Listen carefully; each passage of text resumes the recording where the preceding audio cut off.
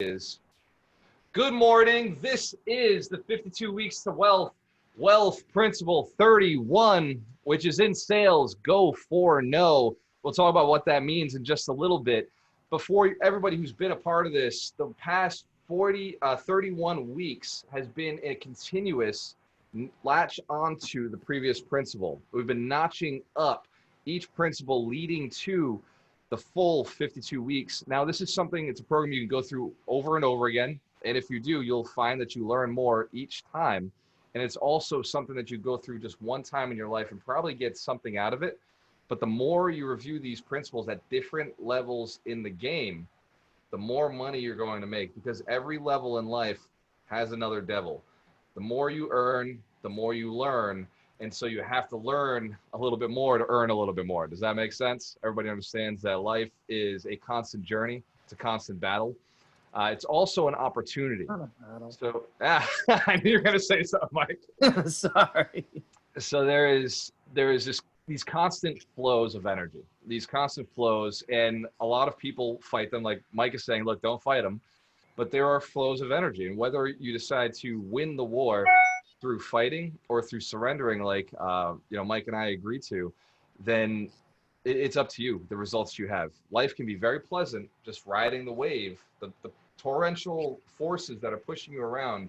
You can ride the wave of life, or you can try to be a breaker and be hit by life constantly. It's your choice.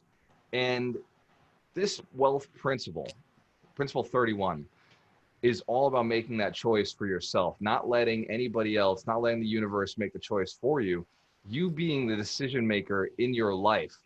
And so principle 31 is go for no. Now, when we're talking about sales, go for no, I'm not saying push a person with the hard sell until they say yes. Does that make sense? We get that. We're not talking about the hard sell. In fact, what we are talking about is going for no in a manner where you go for no after no after no until you find someone new who says yes, and then another person who says yes, because you're going for a certain amount of no's. So say you're cold calling. Who here has cold called before? Cold callers, you know what I'm talking about? Where you got to go as many times as it takes in the ring until somebody finally says yes. And if you just stopped at the yes, you'd stop making money, right? If you stopped at the yes, you wouldn't make any more cash. But if you continue beyond the yes, if you continue beyond that first yes, into the second yes, into the third yes, you're going to be able to make more and more money. So going back to the past 52 weeks, who here has been with us that whole time? If you've been with us the full 31 weeks, been paying attention, jumping in the calls, excellent. Give yourselves a round of applause. Was I? Mike, you've been in them, even in the physical location. We're doing them physically. You were there. And most of you know that the 52 Weeks to Wealth actually started in Fall River in Massachusetts. We started doing just every week, every Saturday, we'd meet up, we'd get together, we'd have one lesson. We started with the first lesson, which was Think a Million. Your business has to make $1 million. If it doesn't make $1 million, you do not jump into that business. Does that make sense? This is about becoming wealthy, about earning more. And if you start a business and you decide you're going to spend 5-10 years in this business, but it only makes $70,000 a year, that's its max capacity, then you chose the wrong business. Does that make sense? We were just talking about it with Mitch Durfee early on the call, was the $1 million math. You can make $1 million through one deal. You can do $1 million through two $500,000 deals. You can do $1 million through 10 $100,000 deals. You can do $1 million through 20 $50,000 deals. That's one of our streams to make $1 million. You can make $1 million through 100 $10,000 transactions. That's one of our streams of income. You can make $1 million through 10,000 transactions of $1,000. And that's where the 10,000 unit REIT came in. Everybody heard of the fact that we want to build a REIT of 10,000 units? Yeah. Well, that's $1 million stream of income. And that's actually a $12 million stream of income because it's $1 million every month, which is possible. So going into the concept of go for no, Dorina, do you have the book next to you? The book Go for No? Excellent. Excellent.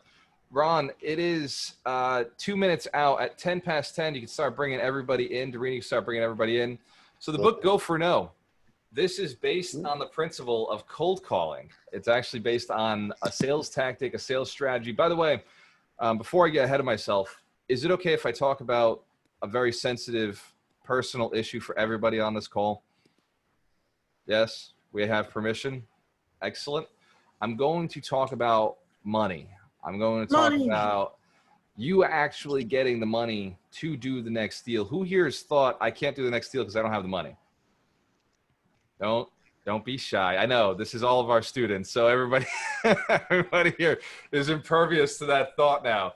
Who here has thought, I don't know how to do the next deal because I don't know where the next deal is right now. I don't know where it is. Has it ever crossed your mind that you don't have a deal in front of you? Yes. Or not enough deals in front of you? Excellent. Has it ever crossed your mind that you don't have the labor to do a deal? There's not enough people out there to do the work for you. Can't trust people. You know, maybe they'll screw you. Maybe they'll do the work wrong. Excellent. So the reason, and for everybody on the call, the reason you haven't thought about labor yet is because you haven't gotten the money and you haven't gotten the deal. But trust me, once you get the money, you get the deal, you start thinking about labor and it starts becoming a reality in your life. That said, we're going to talk about how to raise capital today. Who here would like to learn how to raise more capital? And I mean like infinite amounts of capital, all the capital. There you go. Rich Durfee says, hell yeah, 10 exit. Let's go. So we're going to teach you how to raise all the capital today.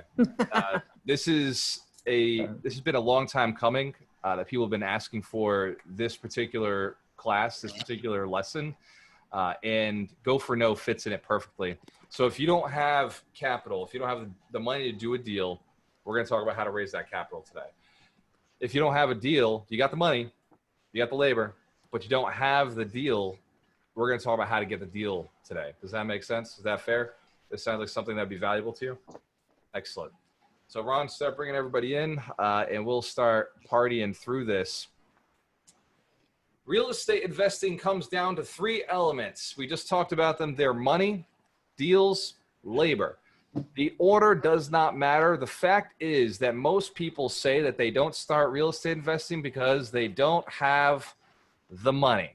That is the reason that I am told people are not starting right now. Ron, can you mute everybody's mic? We're getting a little bit of background noise. Thank you, sir. And if you have access, mute your mic for now, just for the next probably 10, 15, 20 minutes until we can get through the lesson. And I'll bring everybody in and start asking questions. Feel free to ask questions. Save them for the end. It makes it a lot easier for me as a trainer. So for everybody who's new coming in, we're talking about how you can collect more money. The secret for you to raising all the capital that you desire. There will be a practice lesson. There'll be an exercise. So if you are driving in the car, Melanie, I see you driving, but I see that you're not doing the driving. So great job. Feel free to write this down. If you have a pen and paper, it'd be good to have it next to you for when we do the exercise. That said, diving right into it, Go for No, the strategy behind it. Dorina, can you throw the book up again?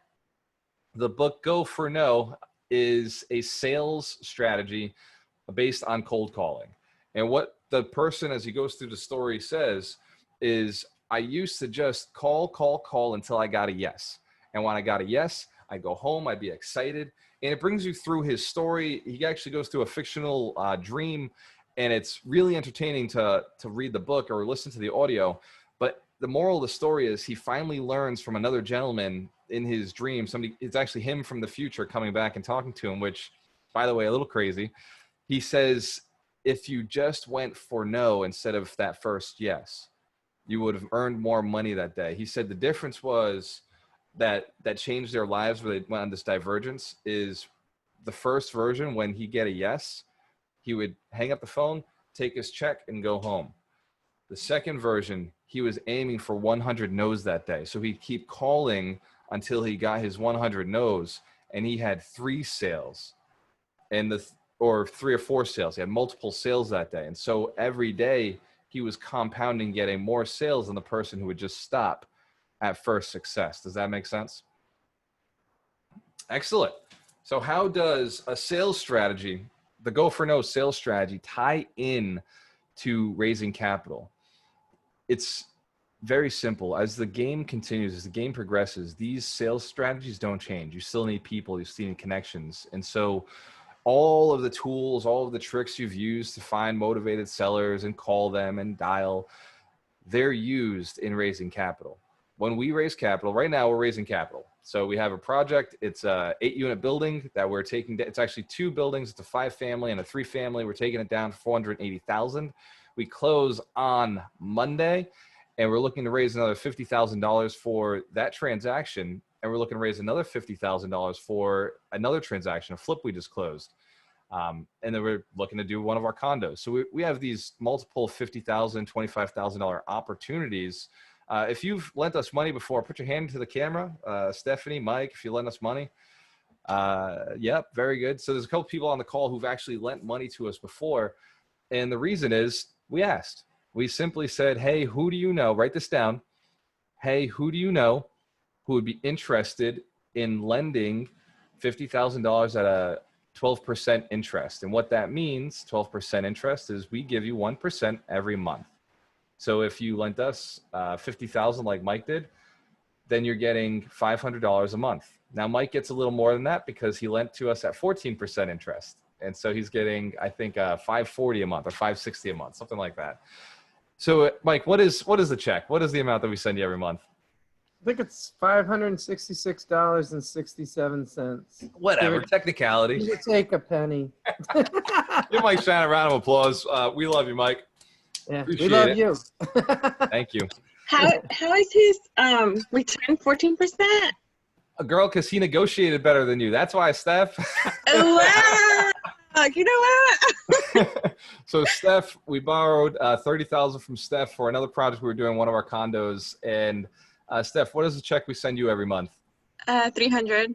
$300 every month, consistently in your bank account, correct? Correct. And I you're love wishing you it. negotiated better. I hear you. I get Hey, it. you know what? Michael Sheen, can you negotiate for me? Yeah, next Tell time. him Maybe, that I want maybe, 14%. maybe, Stephanie, you need to actually hire somebody who can teach you how to negotiate, like Mike Shine. Oh, there it is. Wow, Or maybe I just gotta see Mike Shine in action, and then I can learn from that. boom. So I will tell you Mike Shine in action. He went for no. He said, hey, will you do it at 14 and 2? And I said, well, Mike, for you, yes, I will. Absolutely. We were 2 weeks out from the close, and we were in a really good position to overpay for something. And it was $1 million purchase. And that 50,000 was just helping us with some of the closing costs and some of the little, like, bridging the gap to the finishing line. And so it seemed like a good idea at the time. You would pay an extra 2% to close $1 million deal? I agree. Just Yeah. in my defense, this is a second mortgage. I am in second position behind his hard money lenders. So go out there, go for no, and see how many people are willing to be in second position behind somebody else. So I love that. Give Mike and Stephanie a round of applause. We appreciate Also, our lenders. I think it's very important that you have some background in this because, like, for me, since I'm so new at investing, that when you offered me the 12%, I didn't know that I was able to counter offer that, and I'm trusting you. So therefore, I think, like, whoever wants to invest money, then go ahead and first, do your research. Like, if you've never done investing before, I guess. Experience is the best teacher. That's right. And everyone is learning here. And so, Steph, just so you know, you got the best deal you were going to get at the time. We didn't. I'm hurt right now. Give me a minute. We didn't need the money. We weren't in a rush. Whereas with Mike's, we had 2 weeks to close and a lot of pressure coming from the banks. So you got the best deal we were willing to give at the time. So I'm going to pull back. And next time you're like pressured, I'm going to offer it again. Yeah, that's when you want to get us when we're under pressure. Yeah. Go ahead, Damien. All right, I'll drop a golden nugget for you guys. So this is more for you, Stephanie. So I just did my first private loan on June. Yeah, June. So it was my first one. Usually I'm asking for money. This time I was giving money, and a guy got stuck in his flip, and all he needed was 15 grand. Going through the process, I learned so much. So I only knew what I got from my private lender was 10%. No fees. But I got so much information from the the settlement company, because they see all sorts of loans coming in from everywhere. They see hard money, they see bank, they see, refinances, or cash out refinances. They see the private money coming in. So the owner of the settlement company was telling me what all the going rates were. And she was like, wow, 10% on only 15,000? It's like, you can do much better. Why aren't you charging points? And she basically told me what was coming in at this time, what was coming in before, and that's a little bit of a golden nugget and I guess Mike Shine is in that place. So Pennsylvania, they have like settlement companies, and they're not required to have lawyers. In Massachusetts, you have to be a lawyer to close. So I guess, Mike Shine probably sees tons of loans coming in all day, and that's probably who to go for to ask, hey, what are kind of the going rates that you're seeing now versus before, kind of thing. That's a little bit of a golden nugget, and I just learned that myself on my first one. So yeah, carry on. Thanks. I would say 100% Damien is right. So let me discuss just quickly to address that. Yeah. I do see them, and at the time the going rate was 14-2. Now it's more like 12-2, pretty standard. So I'm watching to see what's out there. Okay. Nice. I Money's getting I love cheaper. the fact that you did it happily. You were, it's just the flow of money and mindset. It's like, I am happy to pay you this money. I'm borrowing money and I'm putting more out there, and it's just awesome. Absolutely. I told the guy if we do another one, it's going to be at a better rate for me. So I went ahead and I gave him the 10% because I told him that, verbal agreement, and we're in a real estate group together in Philly. But I definitely said, hey, I learned a lot on this first one, and the next one, probably is going to be at a higher rate. So. Absolutely. Give Damien and Stephanie a round of applause. Give Mike Stein a round of applause. So everybody on the call, we recognize that there are people willing to lend out there right now. Everybody on the call sees that. Hands to the camera if it makes sense. Excellent. So what is the difference between, actually, let's go. You want to do an exercise and figure out what's going on in your life right now with raising capital? Would you be interested in learning how to raise more capital right now in your life? Would that be cool? Would that help you? Yes? Excellent. We're going to do an exercise. Write down on a piece of paper how many people you have called this week to let them know about a deal that you have that you need money for. I know, I'm just kidding. So that exercise was for fun. Oh, does anybody have a number? Has anybody actually called somebody this week to let them know you're looking for money for a deal? Give these guys a round of applause. Great job. Great job. Excellent. So one of the steps to go for no is you've got to go, right? You got to actually call and ask for money. Money doesn't just drop into your lap for no reason. Now, yes, you have to surrender to it. And I know Mike Shine will say, well, money can just come to you when you think about it. You do have to still speak about it. It's not just thoughts. You got to communicate to somebody that you're looking to raise capital. Money doesn't just come from nothing. It comes from energy flowed and communicated, speak it into the universe. And so the process for speaking into the universe is talking to the right people, getting in front of the person who can get in front of the person. And so the sentence is, who do you know who is looking to lend money right now? Who do you know who's sitting on a bunch of cash who would be interested in getting a good return on investment? And here's what I'll tell you. The better you're willing to pay, the more you're willing to pay the universe, the more people, the more opportunities you're going to have, right? If I offered 14% interest on private money right now, who thinks they could muster up 10, 20 grand? If I was offering a 14% return on investment, I know. If I was offering a 16% return on investment, who thinks they'd come up with $15,000? Who knows? They would come with $50,000. If it was 16%, right? And if it was 16%, who'd come up with 100,000 tomorrow? Knows they can make it work. Knows they can make it happen. I feel like this is a trick. This is. Oh, good. So all Ron, those did you people- see everybody? It may not be a trick, but he is writing the names down. Mike, he's anchoring you. You're about to lend money. It's a trap. It's a trap. What was that last percentage? How much you giving? That was 16%. 50%, 50% for $100,000. $100,000. We have it on record. I like that. So the reason we're doing this exercise, everybody on the call sees hands went up they didn't expect. Does that make sense? Did you expect that people on this call, your friends, would say, yep? Did you feel it in yourself? Say, wow, yeah, you know what? I could find 100,000. You see your mind working right now that there are ways you'd find that money if you knew the return was going to be that good. Trust me. When I go out and I say, hey, look, I give you a 12% return on investment on 50,000, 100,000, I don't care how much you lend, we're giving you 12%. You're going to get a 1% every single month. Then you say it with confidence. You got to say it with confidence. It's important that you believe that you will pay.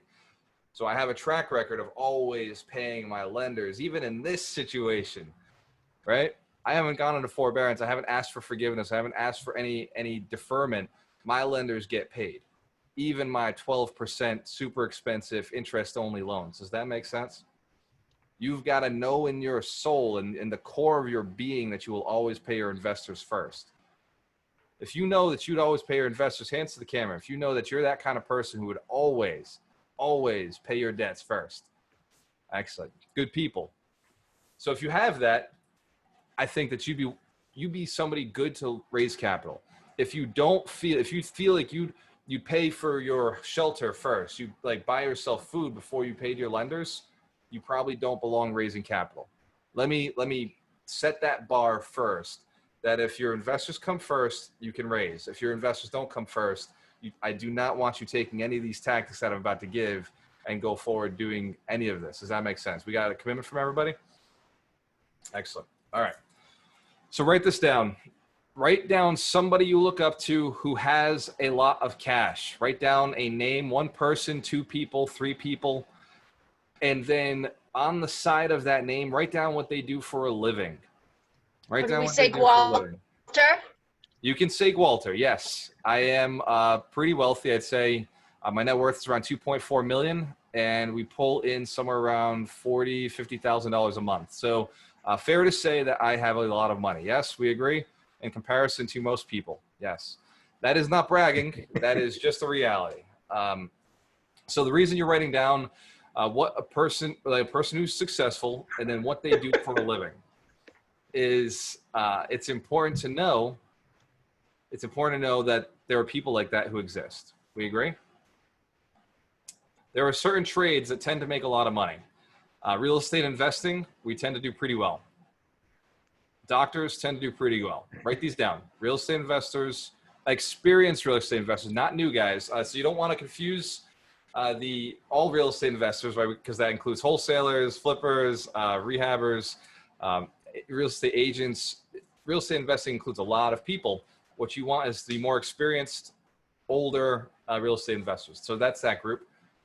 Attorneys, engineers, doctors, those are the people who are earning high income salaries. Dennis. And if you think of a few people, a few of those trades, you can probably think of a few people who are in that trade. Is that fair to say? Writing these people down? Excellent. Excellent. You got a few more minutes. The idea is either make sure you're writing down the trades or write down the person and what they do, because you may identify other trades that are higher net worth people. And what we're going to do in a second is you can start putting those in the chat. Anything you think is creative or clever or outside of something I've mentioned, put it in the chat. This way the whole community gets exercise and opportunity. It says doctors, attorneys, experienced retired real estate investors. I'd say people who own insurance companies are another great avenue. Some business owners, some financial advisors. I've found that really good. Financial advisors tend to have built a lot of wealth, but they want that exposure to real estate investing. And so they're willing to lend as well. But not, again, that's another industry. It's not new ones. I find that most new real estate agents are broke. Most new financial advisors are broke. You've got to get the more experienced, seasoned people who've been in the game for a while. This making sense? We know why we're writing this list, don't we? Yes. We're writing a list so we can make phone calls, so we can call them, contact them. Now, the first step to go for no is not, hey, man, I know you got a lot of cash. Can you lend me on a deal? That is not how this conversation goes. Just like when we're buying real estate from a motivated seller, it's not, hey, let me buy your house. The conversation is, hey, I'm looking to buy real estate in the area. I know you don't know me, but I really like your property and I'd like to purchase. I like an opportunity to purchase either your house or houses like it. Who do you know who's interested in selling? And so when you're calling people who have money, who you know, you can say, hey, how's everything going? How's work? You're still employed, right? The cash flow is still coming in. Excellent. So if you've saved some cash, I've got an investment opportunity in real estate, and it's a really good deal. I'm looking to raise capital on it. I don't know if you or some of you would be interested. Would you like to hear a little bit about the deal? And let it run that way. Now, here's the deal with raising capital. Everybody you know who has money is interested in getting a good return on investment, especially a 12%, 14% return on investment. Who here agree that they would take 16% return on investment for their cash? They would love that right now. All right. So we've abolished the myth that people don't want to lend. We agree that if you had 10 grand at 16%, you'd be making $1,600 every year, an additional $1,600, and that'd be cool with you. That would be a $100 check in your bank account every single month. Would that be cool? Yes. Go ahead, Jennifer. You got a question? Jen? No. I'll just say with 1,600 in your account with no broken toilets. Yeah, no, nothing. So sweet. I agree. So this is broken so toilets? it's important to understand the mindset of your client. It's important to understand the mindset of the people that you're looking to call. We understand the reason we're having this conversation with ourselves right now. If you are willing to lend, then somebody else is also willing to lend. Does that make sense? But they may have a little more cash. They may be in a different position than you. They may not have the play that you have. Does anybody here know how to buy $2 million portfolio, $2.6 million portfolio for under $1 million? Has anybody ever done it? We have, right? Ron and I have. And so we have that skill set to give people a good return on investment. Does that make sense? Mm-hmm. So how about anybody ever do a flip? Does anybody in here have the ability to buy a single family home at $150,000, put $50,000 reno into it and sell it for $260,000? Anybody on the call think they could pull that off? Yes, there's a lot more of you. All right. Guess what? Is there anybody on the call who doesn't think that right now they could pull it off, but maybe a year from now they could? Anybody on the call who thinks in a year they could do that? Your friends are in that position. Your friends think that right now they couldn't. If you told them, hey, do this flip, they'd say no. But a year from now, maybe they could. And so what they'll say is, I'd rather you do the flip, since I know you're doing it. I see your success. I'd rather you do the flip, but here's my cash and teach me how to do it. Do you think that would work? Somebody looking to learn how to do flips would lend you money to learn how to do flips? Yes? I agree. Are there people out there who are looking to retire, spend less time on the products, like Mike said, less toilets, and have the cash already stacked up? So say, I don't know, just random scenario. Say Ron and I decide to sell our entire portfolio. We're sitting on 2.5 equity together. We have $2.5 million in equity together. And say we decide to sell our entire portfolio. What would we do with that cash afterwards? Probably lend. Probably lend at 12 and 2, 14 and 2, 10 and 2. Because it makes sense for us financially to still be making cash flow off of our money. Does that make sense? Excellent. Do you have something in the stock market or in the bank that could give me that return on investment? Anybody know a product that would give me a better return? Mike, aside from Tesla right now, Mike, give Mike a round of applause. Tesla split happens Monday. And if you look at your Robinhood account, it's already showing 443 as the stock price. I'm just waiting for my other accounts to recognize. So I only own 10 shares of Tesla, but on Friday I owned 10. On Monday, I'll own 50. So give me a round of applause. Money's working for me. Money's making money. Don't get into stocks until you got some cash. But you should be buying a little bit. You should be buying a little bit, right? You can talk to Ryan McDermott about how to build a savings plan. Go ahead, Mike. I just want to say all the stuff you're talking about making money work while you sleep and all that is straight out of The Richest Man in Babylon. So if you haven't read that book, read The Richest Man in Babylon. It's such a good book, fun to listen to. Anyway. Yeah, That's make the one. money, Get yeah. it. Make money your slave. Make the children of your money your slaves. It's so awesome. Yeah. So with all of the energy in the universe, everything that you've got, if you're putting all of your thought, your work to making money, you're not utilizing all the resources that are out there, all the resources the universe has. You can actually expand and allow other people to get rich with you. So going for no when it comes to raising capital means building this list, building the list you're writing down right now, and then saying, is there a way that, who here has more than 5 people on that list? Who here has more than 5 people? Yeah, more than 5? Who here has more than 10 people on that list right now, or thinks the list will get bigger than 10? Who here has more than 20 people on that list, thinks the list can get bigger than 20? Excellent. How about I give you a strategy? Oh, I see Damien wavering on that. Would it be helpful if I gave you a strategy to get more than 20 millionaires on that list? Yes, that'd be valuable too. Excellent. So write this down. Listsource.com. Who's heard of it? No shit. You've all heard of it, so that you can go and find properties, right? Did you know that there is a high net worth column in listsource.com? There is. You can find the millionaires in your state. You can find their net worths. You can find high income earners.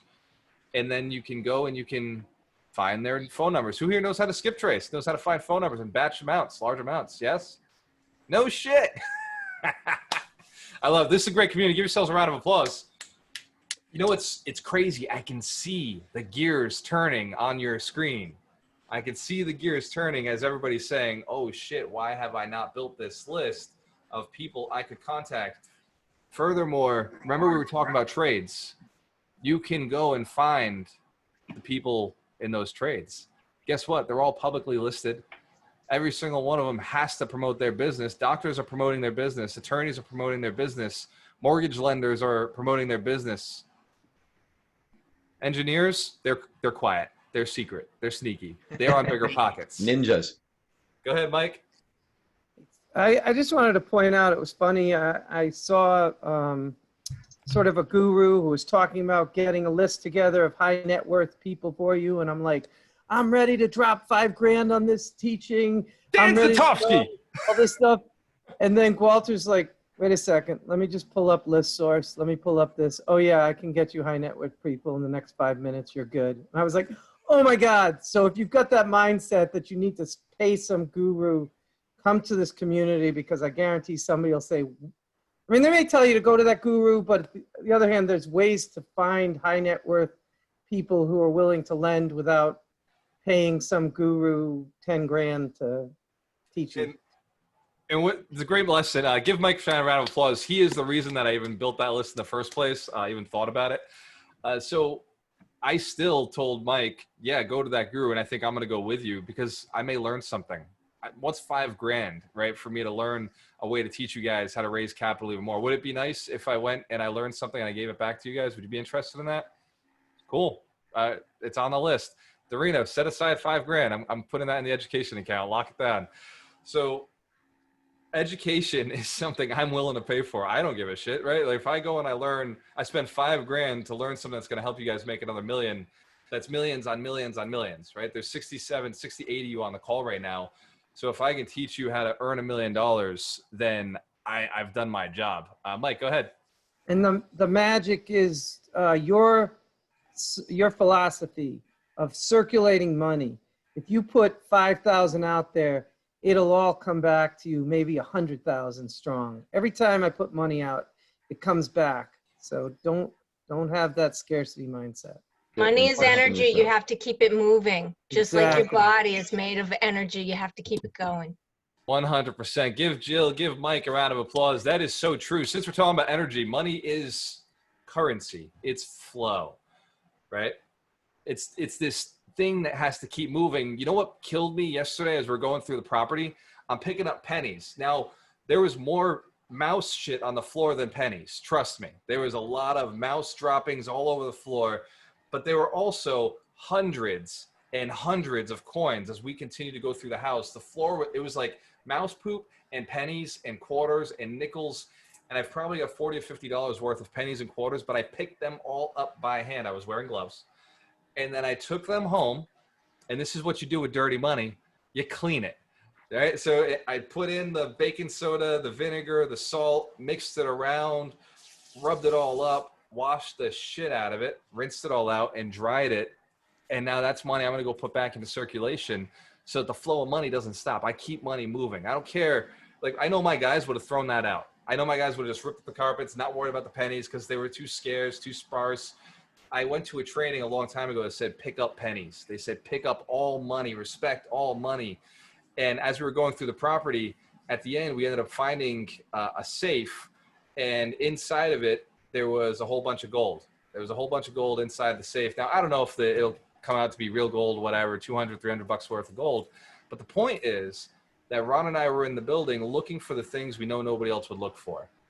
We were looking for the valuables. We were picking up the pennies. We were going through saying, you know what, money, universe has sent us money. We're going to accept it no matter what the denomination is. We will work with this. Same with our investors. Our investors' time comes up. They ask us to roll the money in again. We don't need their money, but we have a commitment to paying them that 12%. And so we find more deals to keep that money rolling. Does that make sense? We keep it flowing so that they can continue their lifestyle, their retirement. Because after us, if we don't keep lending, like borrowing their money, they're used to that flow. They're going to go to a less scrupulous lender. They're going to go a less scrupulous borrower. They're just going to say, I just want the 12%. Like just somebody, anybody. And so we know we have to keep doing this so that we can keep protecting our investors who've lent us money. So it's once you borrow money, just know it's a long-term commitment. You have to keep buying property. You have to keep finding ways to keep that money in flow because those are your new clients. Your investors are your new clients. Does this make sense? It's something maybe you never considered or it's a new concept, but it does make sense. Yes. Excellent. So you build this list, and then while you're building this list, and please just pick one niche. Do not pick doctors, engineers, lawyers, real estate investors, lenders. Please just pick one niche so that you can build a good quality relationship with them. This is just like motivated sellers. Who talked about not having a deal? We said we didn't have a deal, but everybody on here knows how to build a list of motivated sellers. Everybody on here knows how to skip trace that list. Excellent. If you don't know how to do skip tracing for sellers, come to our Monday call. Monday, we're going to talk about how to build a list. We're going to talk about how to skip trace. We're going to talk about how to find leads. And if you're interested, we will adjust from finding just motivated sellers for property. We will go into more detail on how to build the list for actual raising capital. Does anybody think that'd be valuable for this Monday's call? Okay, I will put more detail into it this Monday, I promise. Dorena, hold me accountable to that. So I sometimes forget these things that I promise to do. But it is recorded, it's on Facebook, and you guys can hold me accountable as well. That said, once you have your list, just carve out a few ideas, what could you do to add value to that person? If you're calling engineers in a specific company, what could you do? What could you have to relate with that type of person? If you're calling attorneys, are they law attorneys? Are they real estate attorneys? Are they a different type of attorney practicing in a different type of arena? Know what their niche is and figure them out. Know their locality, know what they're talking about in their day, and figure out a way to add value. If they're mortgage brokers, mortgage lenders make a lot of money right now. They are fucking killing it. They are slaying the game. If they're like, I talked to my banker the other day. He said, if your mortgage lender is not making $250,000 right now, he's not picking up his phone. That's just what it is. Does that make sense? These are people who have a lot of cash that are looking to get a return, but they don't know anything else other than real estate. But they also don't know the physical side of it. They just know the write the check side of it. We get that? Hell yeah. They're watching the banks make all the money. So that's a lender you can get a nice 8-10% interest rate on. In fact, Ron Bowling, my business partner, when he started real estate investing, he was lending at 8%. He was lending at 8% to learn the process. He was on bigger pockets. He was sitting on a bunch of cash, and he was lending his money out so he could learn how to start investing. Later on, he and I became business partners, and now he borrows money at 12% more than he was lending it out at. It's just part of the game. Now, we do borrow money for cheaper. We have 6% interest, 5% interest. There are lower dollar amounts, but when we're looking to raise capital fast, you just pay what people are worth. Does that make sense? So now you got your list. You got topics. You got something you can talk about. You got topics. You got to have a deal. You got to have a deal to talk about, because there's no point raising capital without having a deal. Now, do not start raising capital 2 weeks out. That's where you end up paying 14 and 2. Does that make sense? So raise capital months before you need it. If you plan on doing a deal 3 months from now, raise capital today. Mike, go ahead. Don't forget, first place you should look for that money is the seller. When you get that deal, right when you're in that house with that person, say, hey, would you be willing to hold paper? And ask them more than once. Absolutely. Give Mike a round of applause. Also, when you do say that, use their language, not Mike's language. They won't know what the hell that's in. They won't know what hold paper means. We'll save that lesson for a whole other day. There's a course I teach. There's a course I teach called Get the Money. And Get the Money, we talk about how to raise capital, what to say, what the contracts are, what the terms are, what the negotiations could be. Get the Money, I haven't taught in a little while since we were doing live events. Last time I taught it was the Boston RIA. I taught Get the Money. It's also a one-day event that I run. So we're probably going to be doing that in Vegas. Who's already signed up for the Vegas trip? Even though it's a TBA, we don't know when it's going to be. Excellent. So that is a 3-day event. We're going to talk about get the money, get the deal, and get the attention. And those are the keys to exploding your business. And, obviously just exploding, making a lot of money. Who would like to make a lot of money? Cool. I'm not selling the 3-day event right now. So, so don't even get your hopes up. When we find a location, well, we know it's going to be in Vegas, but when we find the actual date when Vegas will actually be open, allowing us to travel and doing this, then we'll start promoting it. We'll let everybody in the community know. So raising capital, and yes, I will do, at some point I will do Get the Deal. Who'd like to see Get the Money? Who'd like to, even if I did a shorter version of it, I did an hour or 2 version of Get the Money, that'd be valuable. Okay.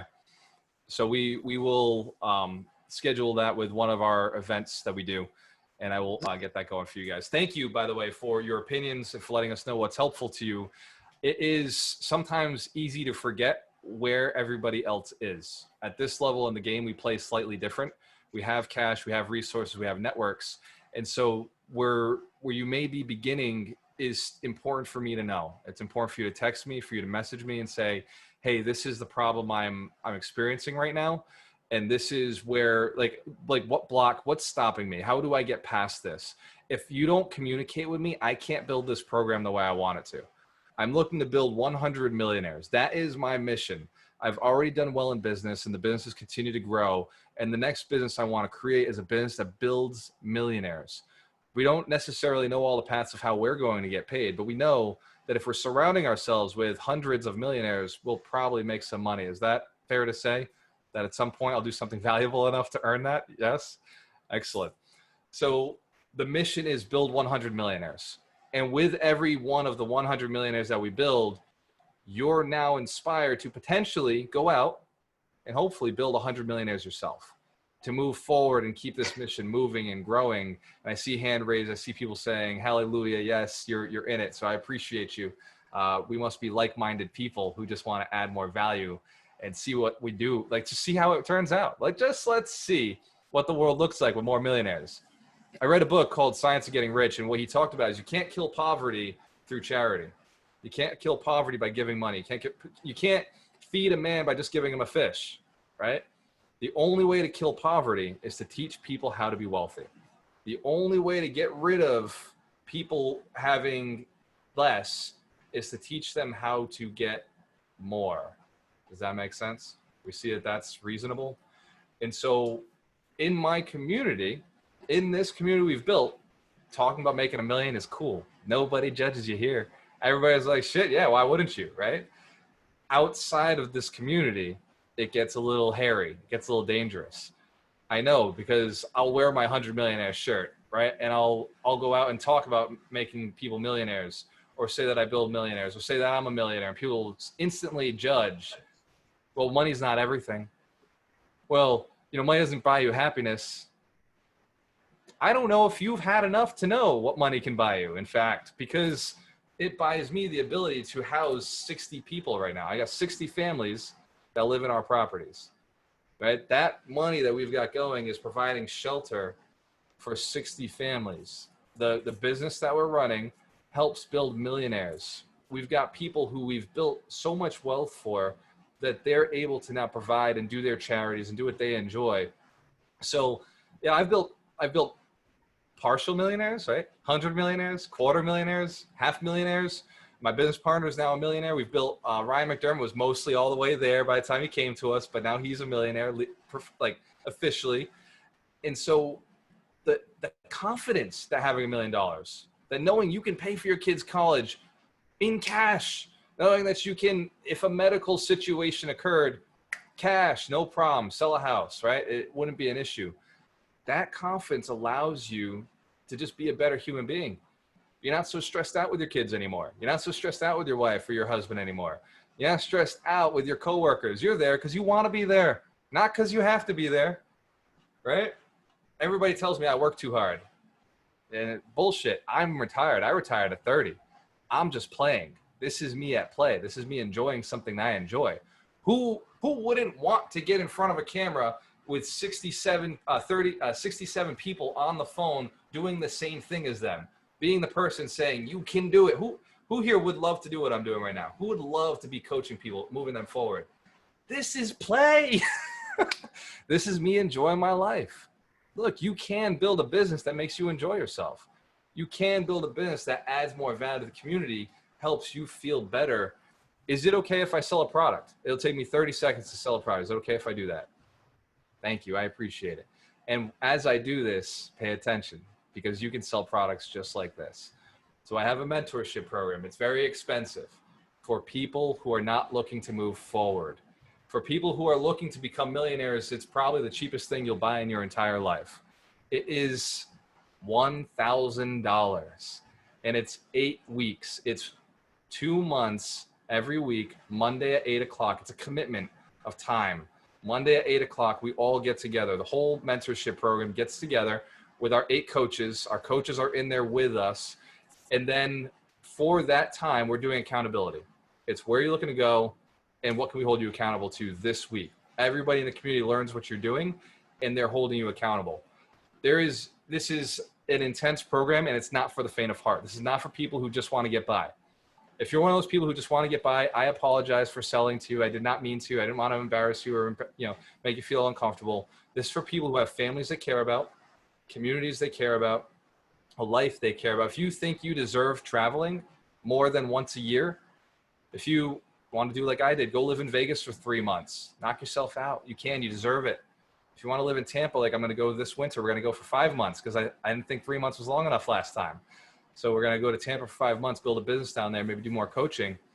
If you think you deserve more than 2 weeks vacation and then spending money so you can actually enjoy that vacation, then earning money is important to you. And you're cool with me. I'm cool with that. So it's $1,000. Basically, you break it down. It's what? a little over $100 a week for this intense coaching program. You get one-on-one session. My time is very valuable. I will not sell my coaching program because it's $25,000. I think it's too expensive for people. And I'm not selling it. Don't worry. I'm not. I hear you. It's $25,000. I put it at that price because my time is valuable. And I really would much rather affect more people. So I had to price it at a point where nobody would ask me for it. Does that make sense? I had to get it out there where it was high enough where if somebody said they wanted it, I'd be like, well, shit, they pay me 25. I guess I'll do it because it's a lot of commitment from me. And I have a lot of things I really enjoy in my life. But if somebody had that level of like, no, I need you, I will always step up, just like I do in the mentorship. So the mentorship is designed so it only takes about 5 hours of my life every week, no matter how many people we have in the program. The program is continuous. So as you jump in, you'll see some people are leaving and we have our graduation calls. And then you'll see some people are coming in. Who's been in the mentorship and seen new people coming in and thought it was really cool hearing their stories? Yes. And who's graduated the mentorship program and loves seeing the people from the past do well still even after the program? Excellent. Give yourselves a round of applause. The people in the mentorship program are who have helped me build this. You guys and gals have been the beta test for us figuring out how do we build millionaires? How do we get people to the next level? It's been you we've been testing on. And that's the other reason that our coaching program is so inexpensive. That $1,000 is literally just to keep you committed. It's just enough for you to say, you know what? I will show up at 8 o'clock on a Monday night You know what? I will show up on Saturday's call. I will show up and I will do the homework. I will read the book this week. I will do my net worth tracker this week. We track your net worth. You don't have to tell me what it is, but you have to know what it is. You've got to know what your net worth is. You've got to track it every week. We hold you accountable to that. Does this sound like something that would move you forward to make you become a millionaire? If we taught you the habits of a millionaire, if we taught you the habits in 2 months, look, I'll be honest, it takes 3 to 6 months. It does. I'm sorry. Don't let me lie to you. 3 to 6 years to become a millionaire. It takes 3 to 6 years. If you're starting with less than 100,000, it can take 3 to 6 years. If you've got 100,000 and it takes you more than 3 years, you just haven't been paying attention. Does that make sense? That's okay too. But it takes 3 to 5 years to get to that $1 million mark. And so I'm not teaching you, I'm not going to get you to $1 million in 2 months. I'm teaching you the principles that if you do these steps every week, the way we're teaching you, in 3 to 5 years, it's an unstoppable force. It's a requirement. It has to happen because you're doing the right things. Everybody understands if you do the right things, you get the right results. Has anybody made mistakes in their lives and you say, I'll never do that again? Wealth is the same way. Wealth operates the same exact way. I have done things that lost money, wasted time, didn't build my life. And I thought, oh my God, I'll never do that again. Once you're aware of how it works, once you're aware of the time suck, the energy suck, the people who are taking away from you, the thoughts in your own head that are taking away from you, I promise you will never do those again. Is anybody interested in learning more about the mentorship? I'm not going to talk about it now, but if you're interested, you know, it's something that might move you forward. We also have a program that Ron created. It's $400 a month for 3 months. And that way it's more affordable for anybody who doesn't have that $1,000. The reason we created that is because we were asked to. It was not a way for us to make more money because we believe the $1,000 up front is actually better for you because it gets you to make that commitment up front and we have you committed the entire time. With the 3 months, the program's only 2 months. And so only putting $400 at a time, it doesn't seem like a big enough, you know, yes, I'm committed. Does that make sense? We understand why we charge for coaching. We do it so that you stay committed because my time is valuable and your time is valuable. But we coached for free for a very long time and we noticed people were not paying attention. We noticed that people just weren't committed.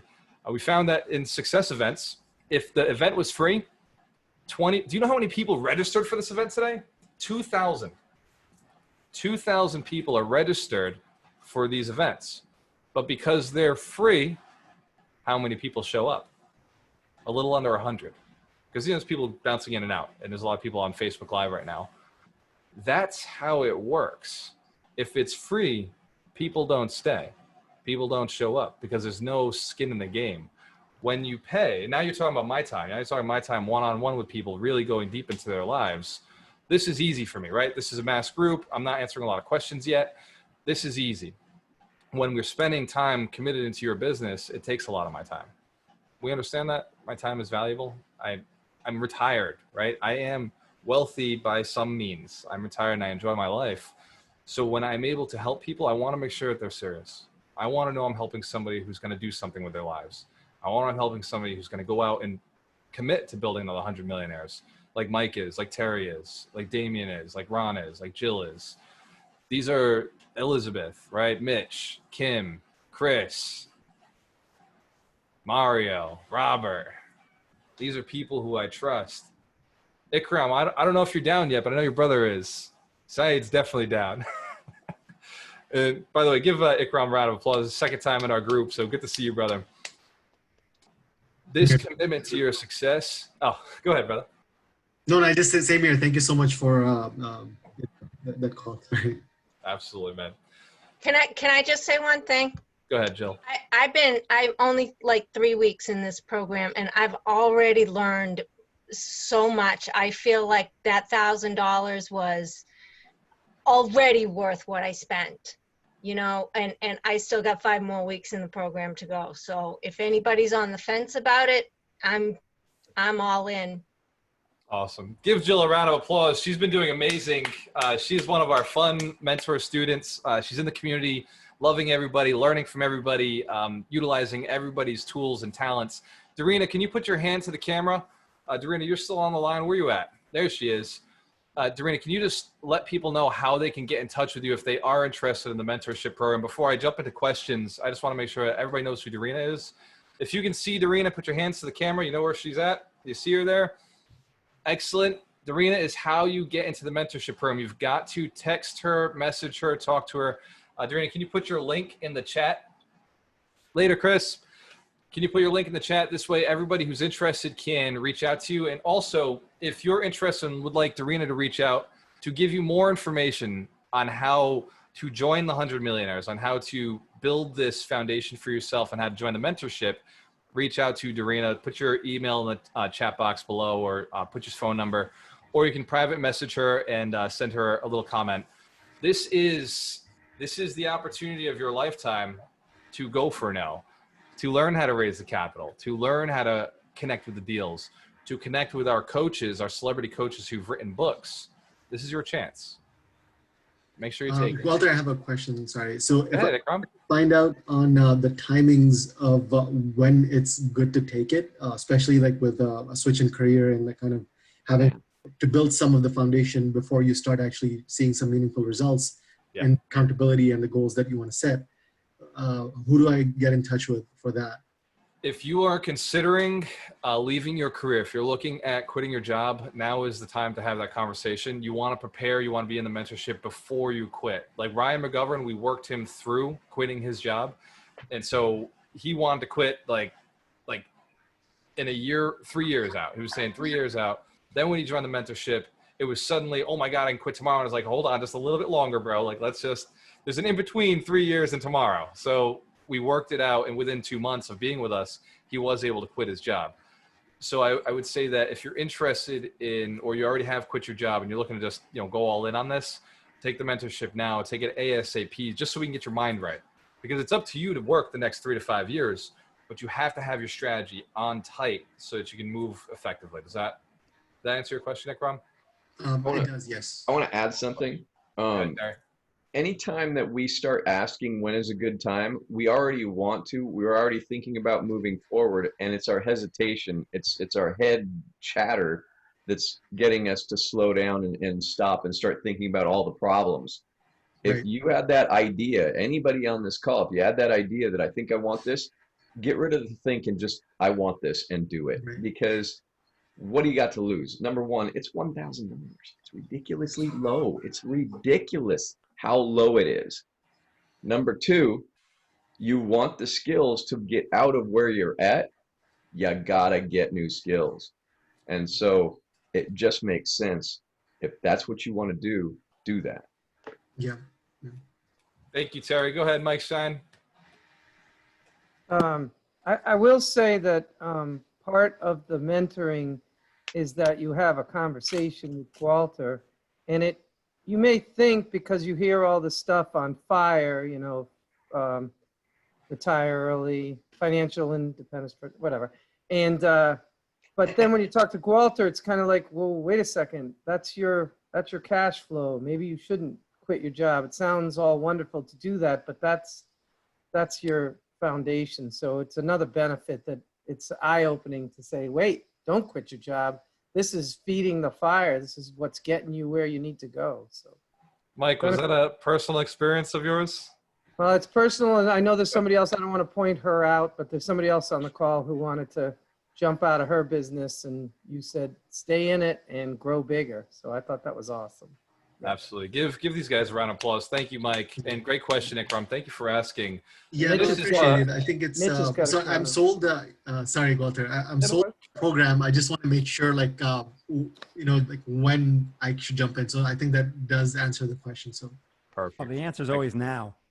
Always now. It really is. And Right to now, add what Walter and Terry and Mike said, like, it's like that decision. It's not about like, you already want to do it. It's about being prepared.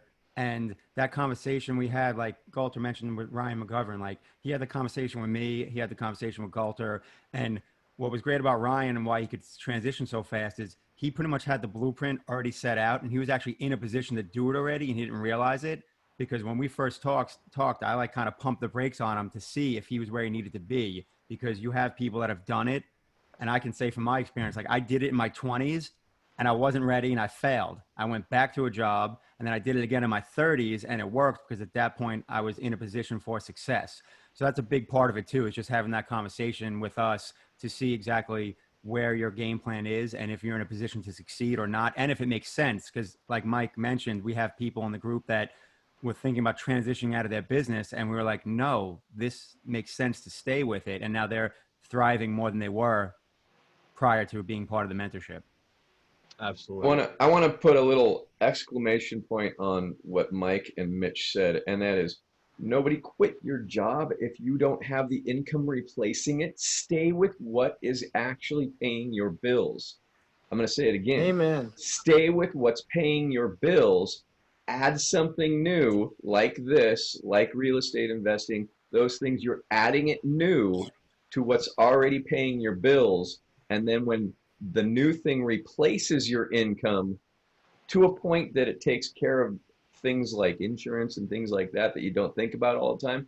But once you have that replace your income, then you can do the exit strategy.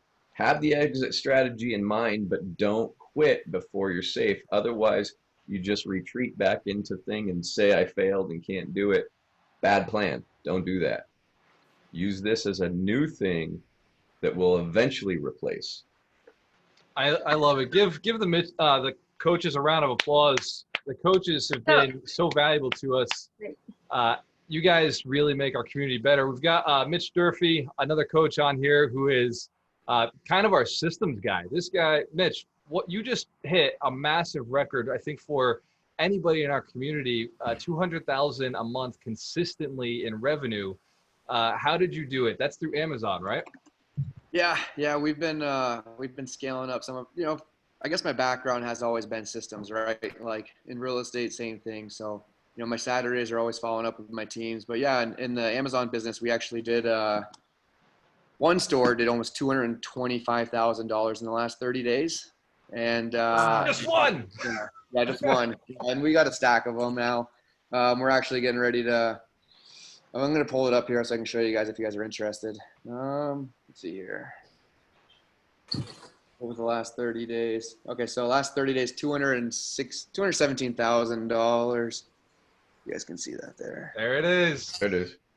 And yeah, we got a handful of those stores, but yeah, it's just systems, right? When you create the process and you get things rolling, and once it's the same thing in real estate, right? Like, I was never able to make the jump to the Amazon thing until I had the income from real estate. So for myself, I was in Iraq when I bought my first fourplex.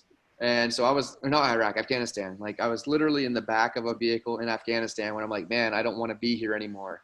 So like any of you guys that are on the edge right now, like you're working a career and you think it's tough. Like I'm telling you, I was in Afghanistan in the back of an MRAP and I'm like, I got to get out of here. And I bought a fourplex and I didn't have the coaching. I didn't have the systems that you guys have here. Like you guys have the tools and the systems and the processes that are already developed. Like Walter's done an amazing job building these things out. And there's coaches, celebrity coaches here that have already paved that path for you. Like I had to figure this thing out through books, like reading, putting the extra hours in. You guys have like literally the golden ticket to be able to take you from that wherever you are now to making that jump. So I would say like if you're on the edge, like $1,000 may seem like a lot of money, but I can remember when I went to an event and the speaker literally said, he goes, if you think $1,000 is a lot of money now, it will always be a lot of money if you don't do something about it. So Yep. That's I think that's something to maybe keep in mind if you guys are thinking about this program. So Mitch, I appreciate you, man. We're so proud of what you've accomplished. Mitch is, if you haven't read his book, Mitch wrote the book, Serve to Win. So he was one of our it's you. I read that book actually. Oh, that's awesome. I love that book, Mitch. Then he wrote the story of the store. Yeah, like in the snow and everything. It's awesome. Love it. So I want to add something to what Mitch was talking about. He's talking about he's got a number of Amazon stores, and this is something that a lot of people do. Especially, I've been to like so many seminars where somebody comes on stage, they talk about what they've accomplished, and then everybody goes, "Holy shit, I'm gonna go do an Amazon store now!" And they all run off and start doing this shit and fail because they didn't pay attention to the fact that that's what he's doing now. not what he started with, because he did not start with a $200,000 Amazon store.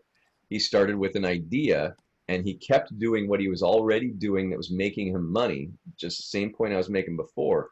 And then he moved slowly into, or maybe quickly, but he used the same process that he became successful with the first thing to do a new thing. And that's what he's talking about, is it's the processes that make this thing work is going to make this thing work. And the process is infinite. The new thing is not going to make you money unless you have the process from the thing that's already getting you success. And so you really want to make sure that you have a successful thing. And if you're teetering on it, if it's not there yet, get with Walter, get with Mitch, get with me, get with the other coaches in here, Mitch's and Mike, we're all over the place. We will help you with your processes. We will help you with your mindset. We will help you with all of those things that get you the process that you can actually start doing the multiple streams of income. But you got to have a process that works first. I love it. Give all the coaches a round of applause. It's so good to see you guys in here. I want to open the floor up to any questions you have about raising capital, any questions you have about finding deals, any questions about the principle of go for no, any discomfort that comes from it, or if I didn't explain it well enough, any questions that came up during it. We'll stop talking about the $1,000 products, although I did get this in the mail, and it says it's $1,000 Trump dollar bills. So I'm hoping we move to these, because I'll tell you what, the $100 bill is not big enough. I can't hold enough of them in my wallet without my wallet getting uncomfortable. So I'm hoping we transfer to something like this, or these. If we could transfer to $1 million bills, my life would get so much easier. They'd probably be easier to collect. Does that sound fair? Let's make a movement for $1 million bills. Anyway, questions. What is Can you something? hear me? Okay, Steph, I didn't know you could hear me. So I have a question. It's kind of like a comment or a question, whatever. What would you suggest? What would you suggest for someone that works over 40 hours a week? Because like some people have like a overly are a lot of hours at work, right? So they don't have that time to start that business, or they feel like they don't have that time because they get consumed in just that weekly, hourly schedule, right? So what would you suggest for someone that wants to get out of that that work schedule to like start their new life or their new like business venture or whatever it may be? Do they own their own business, or do they work for somebody else? No, they work for somebody else. Like, let's say that they work at a store, or they work, they're just workers, like have a job, and but they have they want something else in their life. Yep. But because of the work schedule they have, they're just consumed, and they don't have that other extra time to actually start something else. So a lot of people get into their heads and they start oh, I can't do this because I work so much, or I can't. So would you say for them to take a leap of faith and just quit their job and start something, or what? No, definitely not. Yeah. So how many hours do they work in a week? 40 hours a week? Let's just say 40, 50. This is not anyone I know. This is just something that I see happening to just friends that I have. Okay, so if they're just working 40, then they got plenty of time to work more.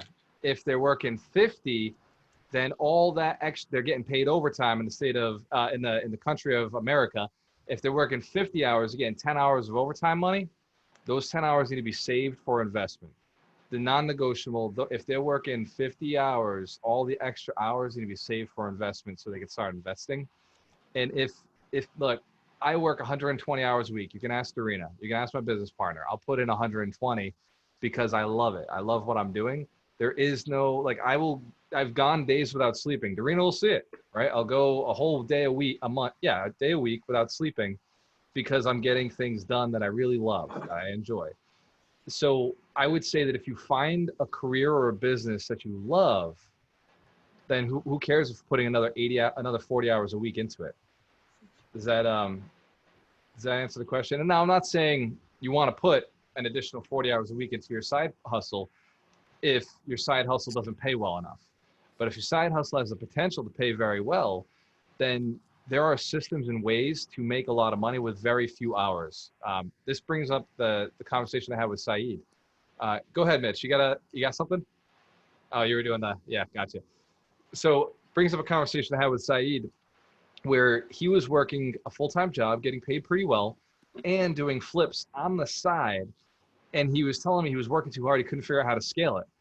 And what I told him is, Saeed, that's because you go to Home Depot still. You go to Home Depot still. You go and do the work. You swing the hammer still. You belong hiring contractors. Let go of some of the cash so that you can get back some of the time. And so if you're working a 40-hour job right now and you're not making $100,000, look, it's time to get a side hustle. It's time to build something. Do one flip. One flip will make you 50 grand. One good, well-placed flip will make you an extra 50,000. I could double your income with just one project. All you gotta do is go buy it, right? Go look for it, go raise the capital for it, buy it, and pay a contractor to do it. Deals, money, labor, in that order. Find the deal, get the money, put the labor in work. You're still working your job, just every so often. You drive by the property once a week, right? You shoot your project manager a text once a week. Hey, send me pictures. What's the update? Are we on track? Are we on schedule? And then you hire a real estate agent when it's ready to be sold, and they sell it. You know, you don't have, like, we're doing flips right now that I haven't seen. Well, like, okay, technically now I've seen it. I went and I took a whole bunch of stuff out of the house the other day. Found pennies and found gold and video games for days. And you know why people lose their houses? It's because all they're doing is playing video games and watching TV. I swear to God, I'm convinced that after going through the properties we've been through over the years, it's like, because they're taking the 120 hours they have after work, Stephanie, they're taking that time to play video games, drink with their buddies, watch TV, sit around and do nothing. That's what's killing your financial career. If you're not you, Steph, but that's what's killing your friend's financial career. Yeah. Right? Mm-hmm. After work, I want to go hang out with a millionaire and be like, dude, what are you doing today? Right? What are you up to? What projects are you working on? How do I help you out? That's where. Go ahead.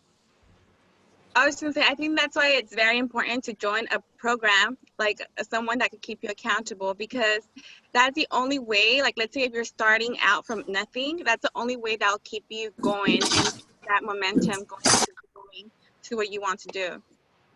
Yeah, absolutely. Good question, Stephanie. Give Stephanie a round of applause. Thank you. Good statement. What other questions on raising capital, on going for no, on finding deals? Yeah, I got a question. Damien, then Ishmael. Go ahead. All right. So there was an interesting. So I posted about something on the wholesalers mastermind recently. I think Monday this week. And so I don't know if you noticed, my friend Dimitri jumped in, and we were talking about the private lender I use, right? So this was an interesting story. So somebody heard that I was doing a loan to somebody else, and I brought it up in a mastermind. So at the mastermind, this guy grabbed me and goes, don't loan to this guy, loan to me. And he goes, I have a first position loan. Like, what is your position?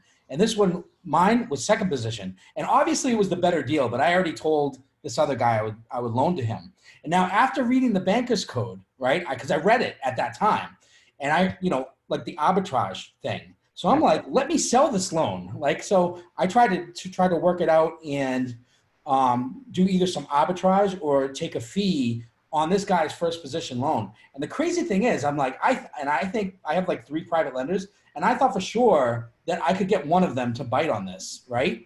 And none of them did. So I was wondering what you thought about that strategy. Have you ever done it? And kind of how would you, so the people know me, right? And all these people are from Boston, right? And the deal was in Philadelphia. Actually, the deal was in South Jersey from a guy living in Philadelphia. So how would you present that? And have you ever done this? And have you known people that have been successful in that case? So how do you win in this? Where are you making your money? Is it in charging extra points? So no, like I would be making, so I would make the loan to either the guy, right? And I would be the first position loan. And then I would do the loan to my private lender, and it would be secured by my loan. Or I would say like, hey, like I want a fee at the closing table, and a fee would be kick over to me just for brokering the deal between the private lenders. So there was two ways I came about that I said I could make money off this. So you could do it either way. The first way is more complicated. I rather just charge points. So yes, we've taken a point for, or a percentage of a point for passing referrals along to our hard money lenders or to attorneys. So it's possible to get a point on a loan. You don't have to be a mortgage broker to do that. You're not getting paid for anything other than just making connections. So it's not necessarily related to the loan. It's points outside of it. There may be legalities depending on the state, depending on lending practices, but it is possible. In fact, a lot of money brokers that I know do that, right? They charge points for lending the deals, for connecting those people. So it is possible. If you're interested in learning more about it, I could connect you with a few of our money lenders. I know 4 guys who that's all they do for a career is they connect other people with money. Yeah, I would. Another thing too, another question, or another add-on to that, right, is like, how do I make the Boston people secure on loaning on deals in Philadelphia, kind of thing? And that, I think that was a big part of it. Like, you know, they know me, they like, you know, because I grew up in Boston, and they know where my family live and stuff like that. You know what I mean? They can't drive to the house they're lending to in Philadelphia, and they don't know the people that they're lending to necessarily. So that's Fly 'em another out. obstacle. I would say fly them out or do some videos. So for us, we have lenders out of state, and the way I was able to build rapport was I was always doing videos about my deals. This was back when we were doing Fall of a Flip, Fall of a Hustle, and we were just showing videos, showing properties, and I had my buddy saying, dude, I'll jump in on a deal like that, like, because I'd be talking about the numbers, letting people know what we're doing, and so that built confidence. We've also had people fly out, and they fly in, and they're like, you know, because I'm so proud of my city. I love the city. I have no problem if somebody wants to fly out. I'll show them around like what we're doing, and so those investors now feel confident because, you know, we took them a place to eat, showed them where the schools are, showed them where the city's making investments, and then took them down to where the properties are, explained how the neighborhoods work. So that is like, it really just makes it easier if you throw a party, right? Throw a party, make it something cool. It's an open house for the city itself, and you'll be able to borrow money that way. Yeah, thanks. That was awesome. Great. Awesome. Appreciate it. Give Damien a round of applause. Great question. Ishmael, I saw your hand up, brother. You're up next. Hey, what's going on, Walter? Yeah, I just wanted to touch back on what the lady has talked about as far as working full time and trying to get everything done. Right now is I'm looking to try to automate what I do because I'm still working full time here at the prison, and I'm running a mobile notary service, and I've been doing a lot of loan signing, and I'm making calls. I'm pretty much doing everything. So now it's like I'm doing everything myself, you know, with my wife. That's helping me now. I'm trying to get myself out of the position where I'm literally doing every little step, from like finding houses, skip tracing, calling owners, you know, finding out who's behind the trust, you know, the trust accounts. So how do you suggest that, you know, I start to implement new ideas or strategies? That way I'm not so much too busy working in my business. Yeah. Because I'm also doing multiple other businesses. So what would you suggest that I do? Great question, Ishmael. And I got to say, you're somebody I respect and I look up to a lot. I lean on you a lot in the business in the city. Anytime I find a property that I look at and I say, man, this building is decrepit, I send it to Ishmael because he does all of that work that we were just talking about. He'll do the research, he'll find the seller, he'll pound on their door 100 times until they finally answer him, and then he'll negotiate the contract and get us a good deal. So I see you doing a lot of work, Ishmael, and it's a lot of work that I personally, you know, I'm like, damn, like I don't have time for it, but I know Ishmael's got the time. So what I'll say is focus on making more money per transaction. Do bigger deals, do better deals. Focus on taking the deals down yourself instead of wholesaling. So if you're taking the deal down yourself, you're doing the flip yourself, then you're making more money per transaction. You can afford to pay other people to do all those extra steps. But if you're not making enough, if you're not doing valuable enough work, then it's very hard to pay somebody to do the work for you. Does that make sense? Yeah, it makes sense. So I would say, Ishmael, if you shifted your focus from wholesaling to doing flips, even if, you know, we brought the money and you partnered with us and you're making 50% of the flip, it's still 25 grand. right? It's pretty guaranteed because you're working with us and we know what we're doing. So I would be more open to partnering to doing flips or just doing the flip yourself and just ask us, right, what to do and how to do it. Because you're right here in Fall River. You're in our city. We can really work with you. Like it's effortless for us to work with you. And you've given so much to us, bringing us deals constantly and helping us out. So we have no problem helping you like that, Ishmael. All right, that sounds good. I appreciate that. Yeah. So the answer to all questions: make more money. Do more per transaction, make your deals more valuable. That's what turning leads into gold is all about. That's what the whole, it's right there, turning leads into gold. It's about finding the money in every single transaction. How do you maximize the return on investment? Like Damien was talking about lending, making referral money off of lending. You can get referrals from insurance agents. You can get referrals from your contractors, referrals from your property managers, referral from other agents. There's referrals from wholesalers. There's so much money on a single transaction that can be made. And if you're not paying attention, well, somebody else is collecting it. Is that fair to say? It rains on everybody. It's raining money everywhere. But if your house is built to keep the money out, then somebody else is going to get the money. It's going to go in the gutter. It's going to flow over to my house. Because I'd rather have a drainage system collecting all the cash, bringing it back. Go ahead, Mike. I see your hand up. Yeah, I like Grant Cardone's Millionaire booklet when he talks about who has your money. Who has my money? Who has your money? And it was just an eye-opener for me to think about that. Yeah, who am I talking to? And he says when he goes to these big events and there's 10,000 people there, he tells his staff, be nice to everybody, but there's probably 4 people in this room you want to actually talk to, and that's your time. So who has your money? Ron Bowling's got it up on his screen. Chapter 4, who has your money? Chapter 6, who has your money? That is so valuable, and that's why we build lists, right? So that principle is why we build lists. It's why we find out who's got cash, right? That was the whole principle here today. And if you go back, I can't remember which wealth principle it was, but wealth principle, one of the wealth principles is who's got my money. And that's, you can look it up. We did it a few videos back. Actually, let me check for you. Who has your money? 10X rule, 10X planning. So, Dr. Major, while Walter is doing that, just a quick question, if that's okay, Walter. Wealth principle 7. Yes, go ahead.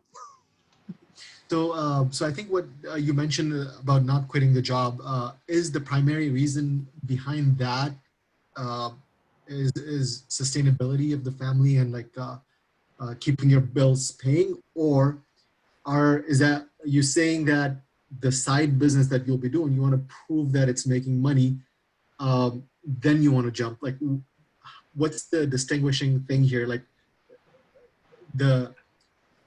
is the confidence level, building that up through the business, will it go down if I'm not sustaining my family versus, that will. Can I jump in on this one? Go ahead, Terry. Yes. So let me ask you a question, Ikram. If you can't pay your bills, how well do you think? No, not really. It's not. It's kind of freaking out, right? Always on the mind, yeah. And so the idea is, at least in my mind, have your bills paid, have everything set, so you're in much more of a balanced, intentional state, so you can actually think through and do the necessary processes to get things done. If you quit, number one, you're reacting to the fact you don't like where you're at. Quitting is always reaction. I used to play video games when I was younger, and you see people just disappear out of the game, and usually they hit a button like F10, and we used to make fun of them because they rage quit. And that's what usually quitting is when people leave a job or something like that. They're rage quitting a job, and then they're going to do something else, and the other thing is going to end up exactly the same because they didn't plan it out. You want to be intentional with anything and everything you're doing. It doesn't matter what it is. If there's not intention behind it, it's reaction. If it's in reaction, you're making mistakes. Yep. Thank you, Terry. Good question, Ikram. This is a question that we don't get asked enough. We really don't get asked enough. People just assume that as soon as they're making a little bit of money in real estate, they can jump out of their job and jump into a full-time. And I know from personal experience, I made a few mistakes early on, and We all have. well, I went through life. We won't call them We all mistakes. have. Yeah.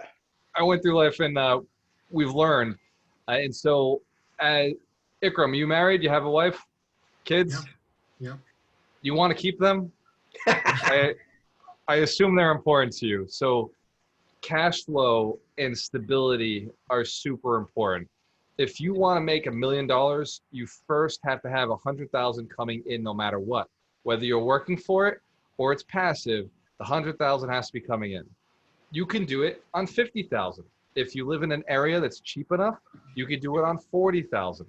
But you've got to, I don't care if you're working 60 hours to pay your bills, you do not start working on the $1 million project until your bills are paid, because you're not able to keep a clear mind. Becoming a millionaire involves a clear mind.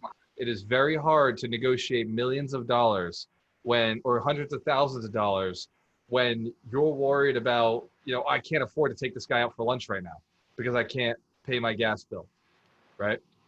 Like sometimes to get to $1 million, I've got to go spend $1,000 hanging out with people, right? I got to buy them the cigars. I got to buy them the bourbons. I've got to, pay for the hotel or the flight to get that connection with that person who's the player. And so in order to sustain and be able to make those investments in your time and in your money, you've got to have some sort of cash coming in. You've got to feel at least comfortable enough to be able to go and do these things. Now, earning, 40, 50,000, you can do that in 40 hours a week. Earning 100,000, you can do that in 40 hours a week. And those surpluses of lots of cash, that extra stuff, doesn't have to be all you doing the work. Like I said to your brother Saeed, there are people like Ishmael out there who are making all the phone calls. There are people like Darina who are running entire wholesale teams. Right? There are, on our wholesale mastermind, there's like 250 people who are out there making calls all the time because they just want to check. They're cool with just getting $5,000, $10,000 on a transaction.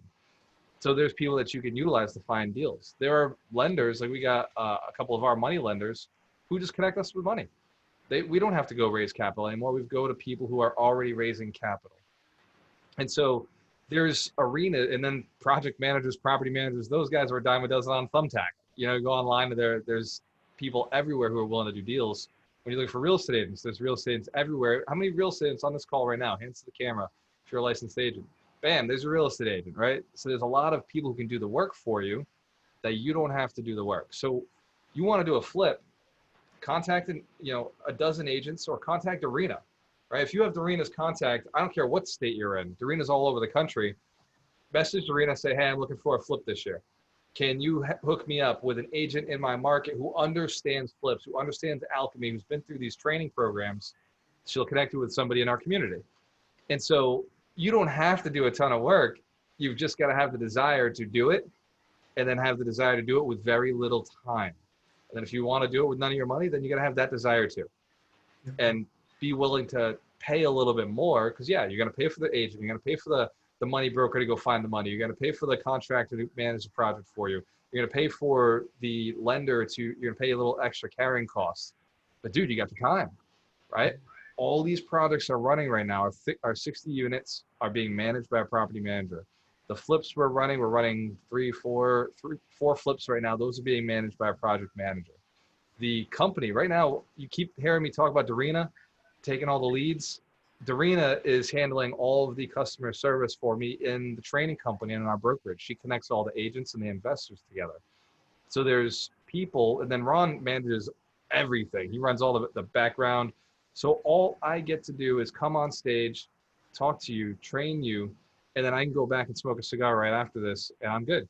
As long as we got a mastermind at 10 o'clock, so at 12 o'clock. Everybody in the mastermind, 12 o'clock, I'll be there, and I probably won't be smoking a cigar yet. So Ikram, there's a way to build wealth without quitting your job. On my first two properties I bought, still working, making $40,000 a year, working for another company. And then it took me a year because I quit too fast. And then I wasn't able to buy in that first year that I quit. I didn't have the skill set I have now either. Now, none of that would have been an issue. So it's very personal, but I do think that cash flow is important. Cash flow helps you keep sanity. And you can build a part-time job that makes me an extra 50,000, extra 100,000. I could go work a full-time job right now. It wouldn't stop my income. Does that make sense? Yep. Like if I decided I wanted to go work 40 hours right now at doing something that paid me $7 an hour, I can go under minimum wage working $40, 40 hours a week. I'd still be earning the money we earn. Does that make sense? It doesn't matter how many hours you work if you build the right assets, build the right systems. The systems we built did not take a ton of time. You know, the website, I could have paid a VA to do all the work that Ron did. We just didn't know any better. Ron did a lot of the work. He and I did it together. But there's a lot of stuff we could have just paid a virtual assistant. My YouTube channel, now I have a virtual assistant. We pay him, I think, $600 a month, and he does everything to make the YouTube channel happen. I was busting my ass, you know, but I didn't realize I could have, for short money, just replaced myself. Is this this valuable? Well, one of the things that Gwalter's talking about is in Gwalter's and my arena, where we speak from the stage and we do these types of things to deliver information to people. They have this idea of pay to play. If you got to get on a stage, you got to actually pay money up front to get on there, and then you get something in return. And what he's really actually talking is a smaller version of that. You got to pay your lenders, you got to pay your people who are helping you fix and flip, you got to pay your property managers, you got to pay to play. And so I think that a lot of people come into a new thing like this and they have this idea that I want to make money, but I don't want to spend it. And you got to spend, you got to pay in order to make money back. You cannot get money out of a machine if you don't put money in. The thing is the more that you put in, the more you get back out. And that's a spiritual law. And I want to say, so what Terry just said is important. And there's another piece that's right before it. And the spiritual law is this: you have to have the intention to make payment. The Amen. intention to make payment. So you don't have to necessarily give them the money up front, but you do have to promise that you will give the money. So create the debt up front. I will pay you when I do this. I will pay you when I do this. I will pay you when we close. Once I've made the money, once the flip is done, I will pay you. All of these locks in making the promise of future payment and then delivering. That's how you're able to build wealth. Debt is how an economy is created. The promise of money and reward in the future when money is brought in is how money is made. Partnerships. Hey, when we make money, I'll split. Right? When we get through this, you're going to make money, I'm going to make money. Referral fees, this is all upon completion of deliverable, we all get paid. Right? So no money up front. Who here would be willing to work for free to make $1 million? Excellent. Excellent. You're like me. My goal, I'm too young, right? I'm too young. I made money too early. I'm going for $1 billion. You don't have to all do that. That's just something that I'm doing because I'm 34 years old and already got quite a bit stacked. Does that make sense? So I'm willing to work for free. I'm willing to build this community of millionaires so that 5-10 years from now, we can all join forces in a big $1 billion REIT and I can have accomplished the goal that I set out to do. Does that make sense? There is ability by giving yourself for free, by doing more for people, building people. I make an investment in you every single week. You become a more valuable asset to me and my long-term goal every single week as I teach you how to build wealth, as I teach you how to be a good human being, as I teach you how to line your mind with the universe to attract wealth, to attract good people. Every single one of you becomes an asset. Every single one of you is moving in a direction that helps me get to my goal as well, which is just to make the world a better place. And I think by having 10,000 units in a $1 billion company, we're probably going to have an effect. You think we'd have an effect with $1 billion investment behind us? I think so. And as long as it's all good people, I'm not worried about who's running the company because I know that at every level, you and I agreed to be moral and ethical in all of our transactions. Does that make sense? And that's how this works. It works on the large scale of what I'm working towards doing, and it works on the current scale of what you're looking at doing. If you're just looking at doing your first flip or you're looking to buy in your first rental property, man, that's small. Trust me, it's small. It's tiny. Like if I thought about like just doing a single family flip, I'm like, yeah, okay, that's 5 minutes of my time. Right? I say yes to the contract. I text everybody and I don't ever have to text again. That deal's done. Does that make sense? And so I have a question. what is it going to take for you to go and take action on whatever is the right thing for you to do right now? If you don't know what the right thing to do is, you probably do want to join the mentorship, and we'll figure it out. If you do know what you're supposed to be doing, just go do it, right? Don't let anything stop you. It's small. I promise whatever you're looking at is small compared to the stuff I'm looking at every day. Does that make sense? I don't care who you are. It is small compared to, like, some of us are working on billion-dollar projects. Go ahead, Mike. I see your hand. If you want a little perspective, Elon Musk of Tesla is working on colonizing Yeah, how to work it Mars. in. Colonizing Mars. This has nothing to do with cars. He's actually talking about buying multifamilies on Mars. So, little perspective.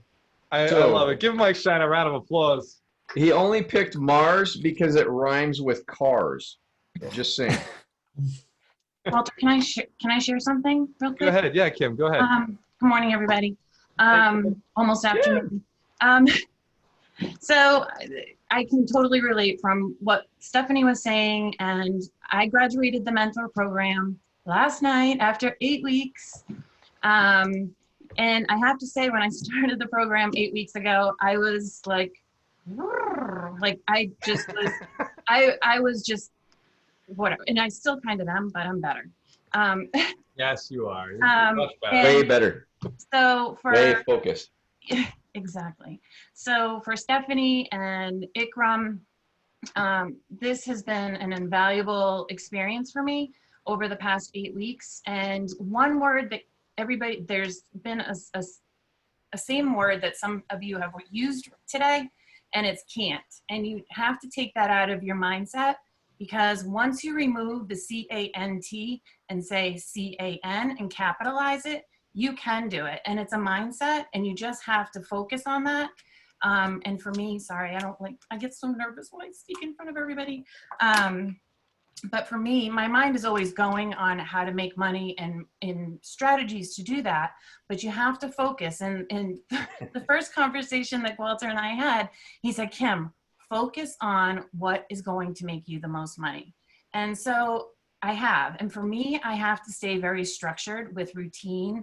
So I have a vision board, and every day I write my discipline, my routine, my goals. And at the end of the day, I want to take a Sharpie and I cross it off. So those are the goals that I accomplish every day. And your mindset just changes when you're driven to find that focus to make the most money. I have taken everything on my side hustle. I've delegated a ton of things in my business. I have my IT person working on my Instagram, my social media.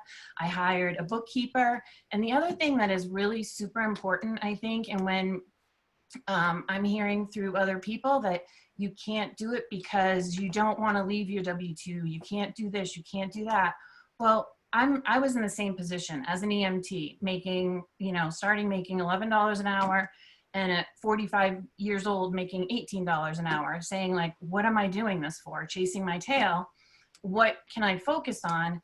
But I had to, when I left doing my EMT stuff full time to start all this real estate stuff, you have to sacrifice. I took Starbucks coffee out of my weekly budget. And now I can say that I've put a lot of money into, well invested money, to Walter's point, into coaching. So I have, I put $1,000 of money into the mentor program that has increased I've doubled my net worth in 8 weeks just by, now I just actually this morning I was up at 6:30, and with my first cup of coffee, I'm more focused on the referrals and getting retainers for my clients. So now that I've delegated out so many different things and I'm more focused, I just drafted a reciprocity referral contract. So now I'm getting people under contract with referrals, and it has really helped me focus on my daily, my weekly, my monthly, my yearly goals to really do that. And I think once you get in that mindset, and the other thing that has saved me a ton of time, I've looked at like 8 properties this week because I can delegate. is the Scaredy Cat Guide. The calculator, baby. It has saved me a ton of time this week because I'm like, All these books, oh. big stack of books here. Our celebrity coaches. Give it up, Kim. And the Nice mentorship, background, Ron. I mean, it's invaluable. I mean, I was not a book reader. Now I can't wait until Saturday mornings to get our next book. And, you know, I listen to a lot of them, I have to admit, when I'm driving around neighborhood stalking for houses on Audible, but it's a different mindset. So once you have time to, you know, focus on what's making you the most money and sacrifice things to catapult you into that next level, you know, Ryan's helped me with my financial stuff. Terry's helped me. Everybody, it's you know, Darina, Walter, Mike. You know, whenever it's a family, and it's a family of networking that you know that you're not out there alone, and it makes you feel better to take those leaps and to make that huge jump off that ledge, because you know that, you know, if you don't have the answers for something, you can network with somebody and somebody will help you and have the answers. I love it. Give Kim a round of applause. Ladies and gentlemen, we got to jump off. I just realized it's almost 12 o'clock. We have a mastermind program that I have to run. And because everybody in the mastermind program has paid so much money to be there, it is important for me to make sure that I am full and ready to deliver on a high level. So ladies and gentlemen, if you are in the mastermind program, you have 16 minutes to go get some food, get something to drink, so that you can hang out with us. First person to log in is first person up. So if you want to be first, log in quick. And if you want to be last, you log in at like 12:01, so you can get your place in line. For everybody else on the call, we appreciate you hanging out with us this late. Thank you for the great questions. Thank you for the coaches who hung out with us and gave so much value. When you have a choice, always work with the Always work with the best. Cheers to your success.